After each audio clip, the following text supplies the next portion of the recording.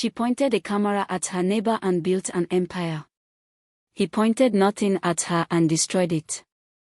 This is the story of Sara Cole. Lifestyle influencer.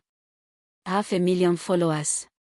A brand deal waiting in her inbox every Monday morning.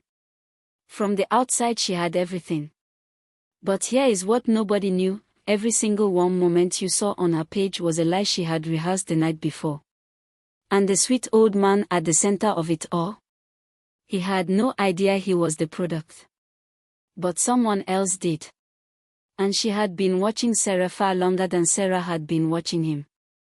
Let me take you back to where this started.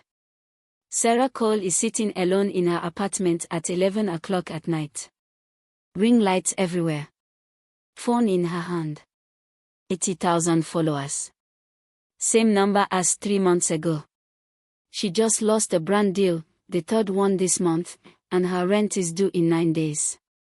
She is not okay. She opens her camera app just to feel like she is doing something. And that is when she hears it shuffling outside her window. She looks down and sees her neighbor, Mr. Adeyemi, 74 years old, trying to carry 4 grocery bags up the driveway by himself. And something in Sara clicks. Not kindness. Not concern. Opportunity.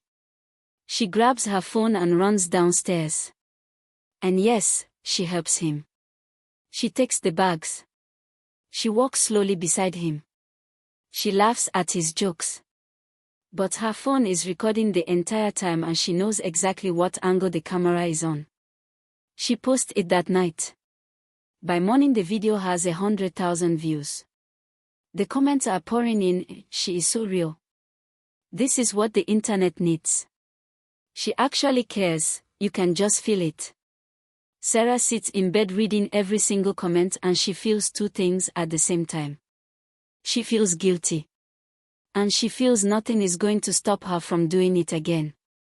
Here is what the followers never saw. Sara opens a note on her phone and types at the top, "Grandpa next door content ideas." She starts leaving heavy grocery bags near his door and then timing herself to walk past with her camera already rolling. She buys him a birthday cake on the completely wrong date just to get the reaction on film. She sits beside him pretending to teach him how to use a smartphone, patient, warm, laughing softly on camera. But the moment the camera cuts, she is texting her friend saying he literally cannot figure out how to swipe. I am going to lose my mind. Then the camera comes back on. And she is warm again. Patient again. Perfect again. Mr. Adeyemi tells his family on a Sunday call, there is this sweet girl next door. She checks on me. She reminds me of the daughter I never had. Sara hits 300,000 followers. Then 400,000. Then 500,000.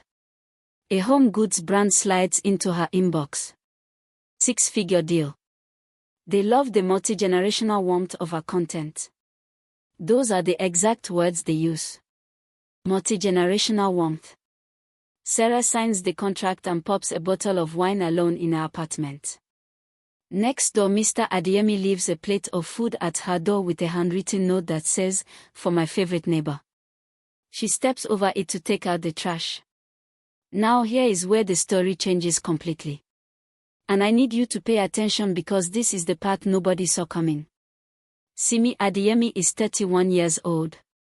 She is Mr. Adeyemi's granddaughter.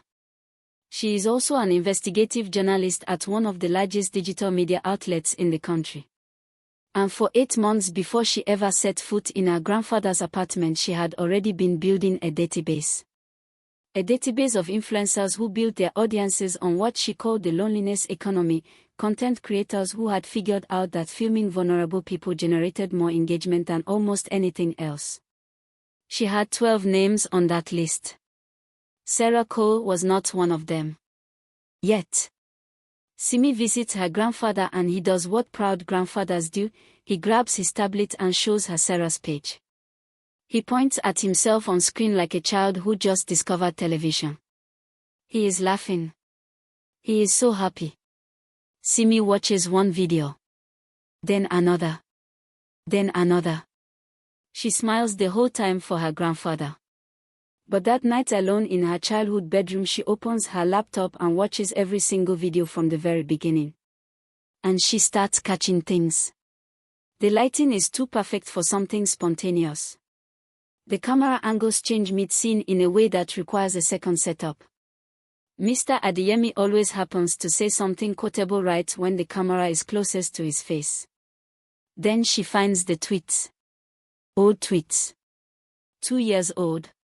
Sara Cole typing, creators who film old people for sympathy views are the most desperate people on the internet. It is embarrassing. It is pity-farming and everyone can see through it. Simi stares at the screen for a long time. Then she opens a new document and types the title, The Loneliness Economy, How Influencers Are Mining the Elderly for Clout. She picks up her phone and calls her editor. I found number 13. If you are still watching this, good. Because what Simi does next is not what you expect from a journalist. She does not publish immediately. She does not confront Sara. She does not warn her grandfather. She decides to dismantle Sara Cole the exact same way Sara built herself. Slowly. Invisibly. With a smile. She leaves one anonymous comment under Sara's most popular video. Has anyone noticed the lighting is always perfect for something that is supposed to be spontaneous? That is all. She closes her phone and goes to sleep. By morning that comment has 4,000 likes. By afternoon it has 12,000. By evening someone has stitched it with Sara's old tweets and the video has 3 million views. Sara sees it and her stomach drops. She calls her manager. This is nothing. Old tweet out of context. We post something warm tomorrow and it goes away. Her manager is quiet for too long. Sara, 3 brands have already emailed me. Sara does the thing that panicking influencers always do. She overcorrects. She rushes to Mr. Adeyemi's apartment with an expensive gift she bought in 20 minutes. She sets up the camera. She knocks. He opens the door confused and happy to see her. She hands him the gift on camera, voice soft and warm. I just wanted to say thank you for being in my life. You mean so much to me. He hugs her. The comments are brutal. She bought him a gift to prove she is not fake. The irony is suffocating. The camera was already rolling before he opened the door. Zoom in and look. I feel so sorry for this old man. Sara reads every comment. She cannot stop herself. She posts a poll, do you believe I genuinely care about Mr. A? 87% say yes. She exhales. What she does not see is Simi screenshotting the poll and writing in her article draft, she needed a public vote to prove she has a heart. Now the brands start leaving. Not loudly. Quietly. The way money always leaves, through a politely worded email that says nothing and means everything. The home goods brand goes first. Then the wellness company. Then the app partnership. Then the Sunday email that used to bring new deals brings nothing. Sara's follower count starts bleeding. 1,000 a day. Then 5,000. Then 10,000 in a single afternoon after a major account posts a thread breaking down every stage moment in her video side by side. Simi's article drops. She never mentions Sara by name. She does not have to. Every detail fits. The elderly neighbor. The grocery videos. The birthday cake on the wrong day. The tweet history. The internet fills in the name within 45 minutes. Sara's phone will not stop ringing and she will not answer it. She does the last thing she should do. She walks outside with her camera. She is crying, and the tears are real this time, genuinely real, the first real thing she has put on camera in months. But she films herself anyway. Standing outside in the cold. Breaking down for the audience. And she positions herself directly in front of Mr. Adeyemi's front door because somewhere in her broken logic she thinks his door will make her look human. She never knocks. She never tells him she is struggling. She just uses his door as a backdrop and posts the video with the caption, "I need you guys right now." Simi sees the video within minutes. She does not comment. She does not post. She does not write a single public word. She opens her phone, goes to her grandfather's chat, and sends him the video with one line. "Grandpa, I think you should watch this." Mr. Adeyemi watches the video. Then he watches it again.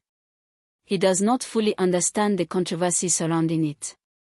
He does not know about the tweet or the article or the falling follower count. But he understands one thing with the clarity that only 74 years of living gives you. Sarah was standing at his door, crying. And she never knocked.